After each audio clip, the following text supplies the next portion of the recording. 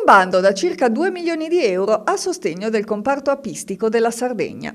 A pubblicarlo il Ministero delle Politiche Agricole, che dà tempo agli apicoltori dell'isola fino al 30 aprile per presentare domanda. 3 le tipologie di progetti ammessi.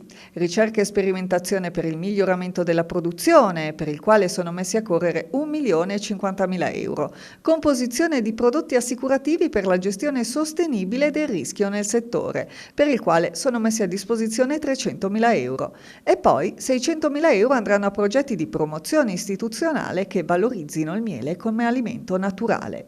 Un provvedimento economico che arriva dinanzi al calo della produzione in Sardegna, documentato dall'Osservatorio Nazionale Miele, soprattutto per quanto riguarda quella del miele di agrumi, penalizzata dalla siccità.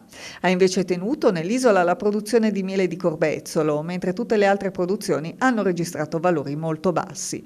Un bilancio coerente con quello che è il quadro nazionale, che prevede per l'annata apistica 2019 una produzione stimata in circa 15.000 tonnellate, ben al di sotto di quella attesa di 23.000 tonnellate e inferiore di oltre il 30% alla produzione del 2018.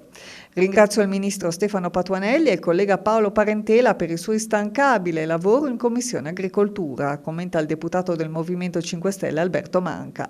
Il supporto che viene garantito attraverso questo bando è di estrema importanza per il settore apistico sardo, per la produzione del miele, ingrediente alla base di numerosi prodotti tipici.